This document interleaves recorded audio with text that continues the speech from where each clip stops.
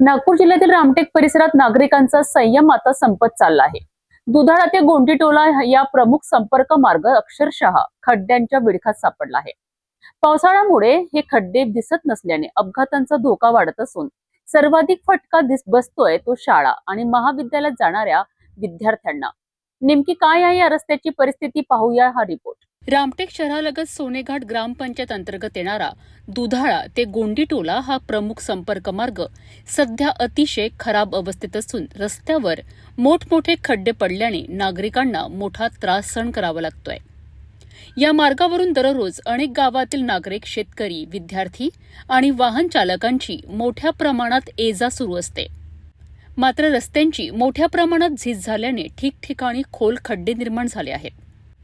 अनेक वेळा वाहने अडकण्याच्या आणि तोल जाऊन अपघात होण्याच्या घटनाही घडत असल्याचा आरोप स्थानिक नागरिकांनी केला आहे। हा रोडाची दुर्दशा कशी झाली, आम्ही थ्री व्हीलर कसे काढायचं हेच कळत नाही। आणि हा रोडाची दुर्दशा एवढी भयंकर झाली आहे तर आम्ही हा रस्त्याने चालूच नाही शकत आणि शाळेतले मुलं कसं न्यावं हेच कळत नाही। सध्या सुरू असलेल्या पावसामुळे परिस्थिती आणखी गंभीर झाली आहे। रस्त्यावर पाणी साचल्याने खड्डे दिसत नसल्यामुळे अपघाताचा धोका दिवसेंदिवस वाढत आहे। विशेष म्हणजे रामटेक येथे शिक्षणासाठी जाणाऱ्या विद्यार्थ्यांना रोज जीव मुठीत धरून प्रवास करावा लागतोय। सोनेघाट ग्रामपंचायत रामटेकच्या लगेचचीच ग्रामपंचायत आहे, तरी पण याची रोडाची अवस्था तुम्ही बघू शकता की इथं माझ्या गावचे मुलं रामटेकला जाणं येणं करतात आणि त्यांना खूपच त्रास होत आहे।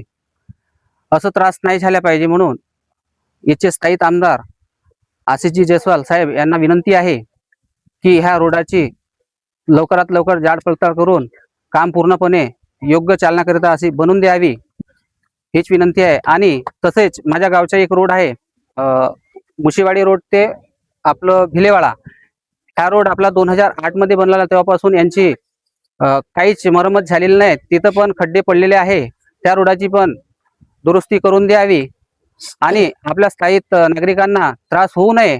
सोनेघाट ग्रामपंचायतचे सरपंच किरण टेकाम यांनी दुधाळा गोंडीटोला मार्गासोबतच मुसेवाडी चौघान ते भिलेवाडा हा रस्ताही 2008 पासनं खराब अवस्थेत असल्याचे सांगितले।